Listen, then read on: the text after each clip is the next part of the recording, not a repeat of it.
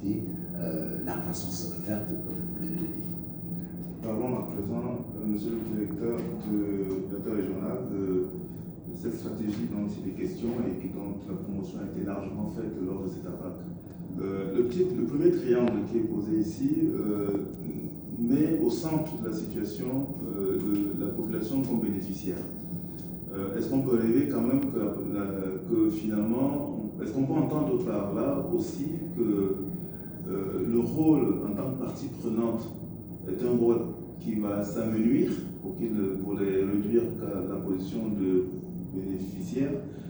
Nous avons vu beaucoup d'acteurs de la société civile passer ici tour à tour nous dire qu'ils revendiquent haut et fort le fait de ne plus être considérés que comme bénéficiaires. Peut-être bien que la stratégie, vous pourriez nous expliquer d'abord aux auditeurs ce qu'elle est, et en quoi elle est nouvelle, et ce qu'elle impactera.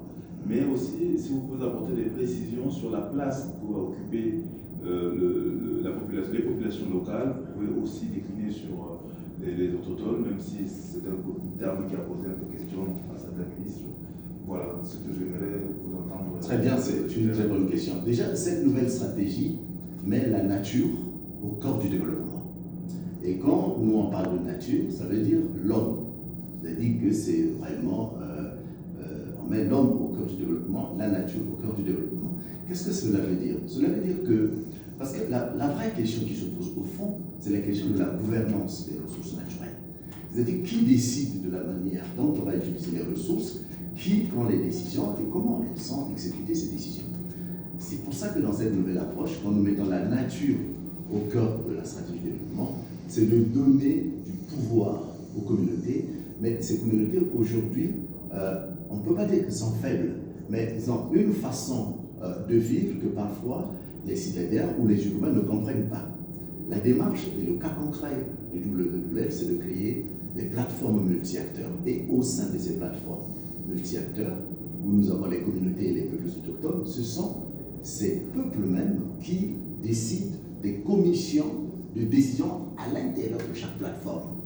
Et on voit aujourd'hui, nous avons des communautés qui comprennent par exemple que la pêche, on peut la réguler. C'est-à-dire qu'il y a des périodes de pêche, il y a des périodes où il faut arrêter la pêche, mais il trouver des activités alternatives à la pêche. Et le travail du WWF, c'est seulement d'aider, de supporter. Vous voulez arrêter de faire la pêche, ou vous voulez aller faire la pêche, nous mettons tout un système logistique pour vous accompagner. Et nous mettons aussi des moyens financiers pour pouvoir développer des activités alternatives lorsque la pêche, vous décidez de la fermer. Donc les communautés ont raison de dire qu'elles ne doivent pas être tout simplement bénéficiaires, mais elles doivent, et c'est notre approche, co-construire la manière même de générer le bénéfice pour lequel ils vont bénéficier. C'est ça ce qui change aujourd'hui dans la nouvelle approche du WWF. Dans cette nouvelle approche, la part de l'acteur privé, comment est-ce que vous comptez l'aborder? Parce qu'il y a quand même déjà des acteurs privés qui sont intéressés, mais toujours sur la partie, on va dire, quand on parle de privé ici, on voit tout ce qui peut venir sur, par exemple, l'exploitation du bois, principalement sur les forêts, ou alors quand il y a des zones humides qui sont bien aménagées, bien conservées, on peut parler de l'écotourisme. Jusqu'à présent, les acteurs privés, dont on parle souvent dans les grandes messes comme celle-ci, sont de ces deux natures-là. Et la recherche de la nouvelle stratégie penchera-t-elle vers d'autres leviers, tout aussi économiques, mais tout aussi peut-être industriels s'il le faut, sur des besoins précis, rattachant justement les populations à une production de richesse en lien avec la protection? Absolument. Il faut savoir que le secteur privé, en fait, a un rôle capital parce que c'est le maillon qui va connecter les communautés locales dans leur petite production avec le marché mondial.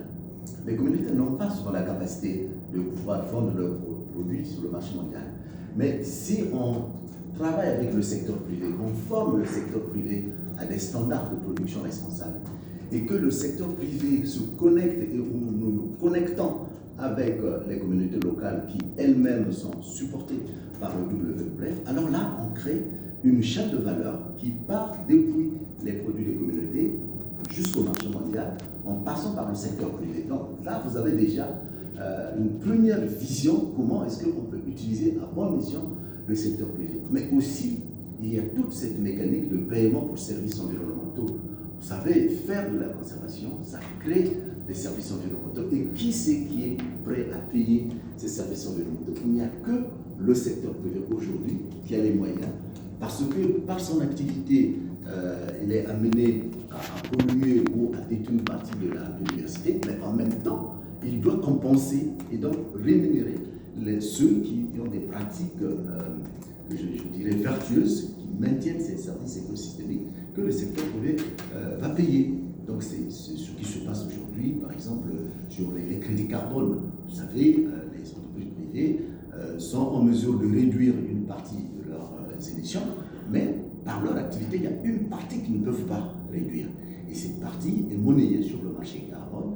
Mais pour que ce marché existe, il faut bien qu'il y ait des actions de conservation quelque part pour pouvoir échanger. Alors vous voyez, là je vous prends un exemple qui est bon, mais si je peux aller plus loin sur les questions de la certification, lorsqu'on met des standards de certification, à quoi ça sert? Ça sert à ce que le consommateur qui est sur le marché, qui ne peut pas se déplacer jusqu'en forêt, qu'il soit rassuré que le produit qu'il a sous les yeux a suivi ou répond à un certain nombre de critères. Donc c'est au niveau de la certification qu'on va constater que c'est une simple mécanique qui va permettre à un responsable au niveau de la production de serrer la poignée de main à un consommateur responsable. C'est ce que je dis, remplacer la main invisible par une poignée de main entre producteur et consommateur responsable.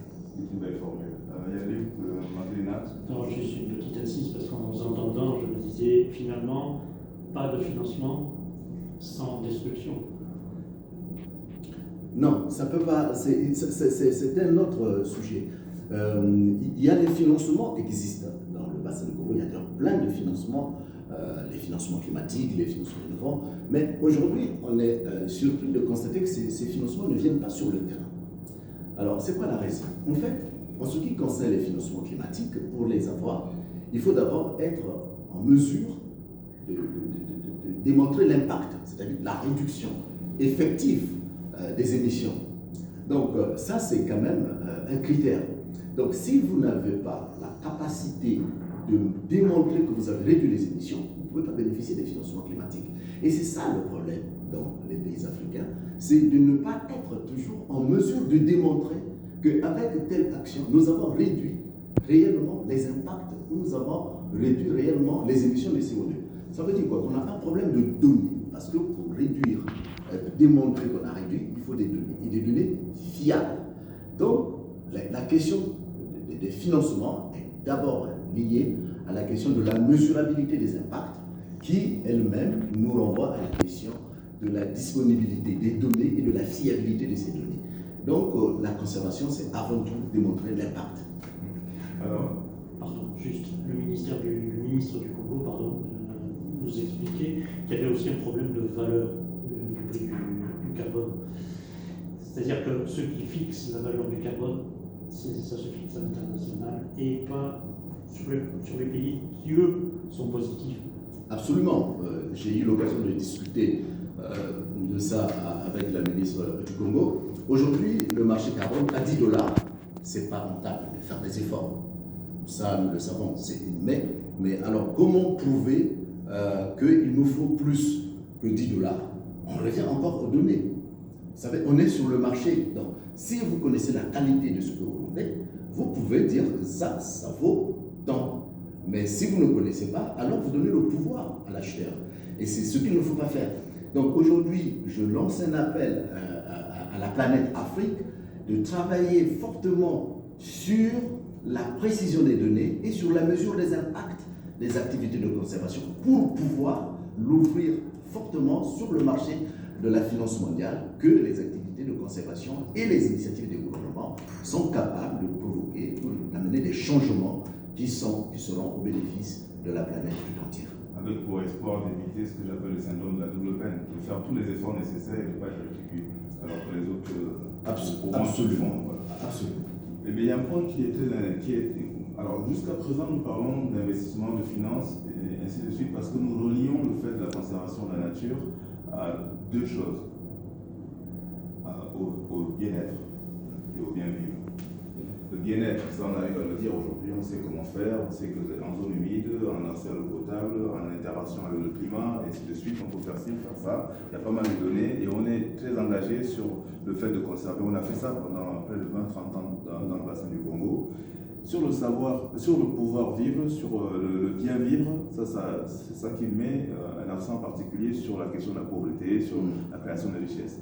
Et jusqu'à présent, il y a deux types de financements dont on a parlé. Là. Vous avez évoqué les financements qui peuvent être de nature de rétribution des efforts faits pour conserver ou même pour capter du carbone.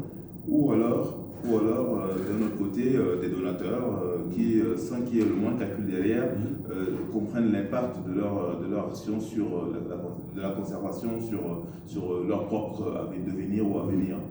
Mais vous avez aussi évoqué, mais on va dire, moi je qualifie de timide, mais les financements privés. Ces financements privés, vous les avez rattachés tout de suite à l'existant, ce qui est normal, parce que vous êtes sur le terrain, vous faites des choses comme ça. Mais il se trouve que plein d'autres situations existent, cette fois-ci, des situations d'investissement possibles peuvent exister en lien direct avec la nature, la conservation de celle-ci, sans être forcément directement liés au lieu même de la conservation, ainsi de suite. Je prends un exemple. On sait qu'on peut partir de l'agriculture et tomber sur des produits finis et semi-finis ou de première génération ou deuxième génération, et cette fois-là être complètement parti, être éloigné des zones de production ou même des zones protégées. Là où les choses manquent, c'est quand même sur, on va dire, le niveau secondaire et tertiaire qui pourrait amener un surcroît et d'emploi et de création de richesses et même d'existence d'une réelle économie structurée, filialisée, comme on dit souvent, sur l'économie, sur tout ce qui concerne l'économie de la conservation. Cet aspect-là, et c'est là où je voulais vous entendre avant qu'on bascule sur la PAC, c'est est-ce qu'il y a un plaidoyer particulier à faire auprès des banques, par exemple, les banques, les fonds privés, les fonds de pension s'il le faut, de l'argent liquide, pour que lorsqu'il y a des initiatives des jeunes start-up africaines sur le niveau 2, le niveau 3 de la création de richesses, même si nous sommes sur fond de production de produits naturels, est-ce qu'aujourd'hui il y a un plaidoyer fort pour que ce soit fait pour ce que c'est-à-dire tout simplement des opportunités économiques? Oui, absolument. Je veux vous dire, au WWF, nous disons toujours que la conservation sans la finance, c'est de la conversation. Ça veut dire qu'il faut un plaidoyer vigoureux en matière de financement. Moi, je suis un peu déçu du système financier africain parce qu'il bouge très difficilement comparé au système financier européen, en tout cas dans les autres pays. C'est pour ça que nous existons. Absolument. Donc, et pourquoi, d'abord, en fait, pourquoi le système est comme ça? D'abord, si vous voyez le système financier, normalement, ils doivent être chapeautés par donc, les autorités financières du pays, le ministre des Finances, les autorités bancaires, tous ces acteurs-là. Mais quand vous voyez finalement entre le poids qu'on donne au ministre des Finances et le poids qu'on donne au ministre des Forêts ou de l'Environnement dans chaque pays, vous voyez que c'est pas beaucoup. Donc, à un moment, je pense que si aujourd'hui, et c'est peut-être le travail qu'il faudrait, si les dirigeants africains sont vraiment convaincus que l'avenir de l'Afrique passe par le maintien de ces écosystèmes et d'en profiter pour un développement soutenable, alors il va falloir commencer par rehausser le niveau d'autorité, le rang même des ministres de l'Environnement et des Forêts dans même leur gouvernement. Ça, c'est une chose. Et après, il faut un plaidoyer vigoureux auprès du ministère des Finances pour que ce ministère puisse répercuter au niveau des acteurs privés qui sont les banques. Nous, WWF, on peut compter sur nous. Nous travaillons, lorsqu'il s'agit de ce genre de choses, à développer des standards, des guides, de bonnes pratiques pour que la finance soit aujourd'hui véritablement au service de la conservation. On ne fera rien sans la finance en matière de conservation. C'est vraiment le nerf de la guerre, comme on le dit, de la conservation. Ça passe par la finance. On finira par trouver le moyen d'associer justement tout le milieu bancaire et tout le milieu financier à cet objectif de développement durable qui nous amène vers les objectifs fixés. Alors du coup, nous sommes dans la PAC et ce que vous venez à l'instant de développer on va aller très vite, mais à la PAC ici, c'est quand même une zone d'influence portée par l'UICN. Et on sait que ça a été un peu timide de côté ministre, parce que je pense que beaucoup de pays ne sont pas présents.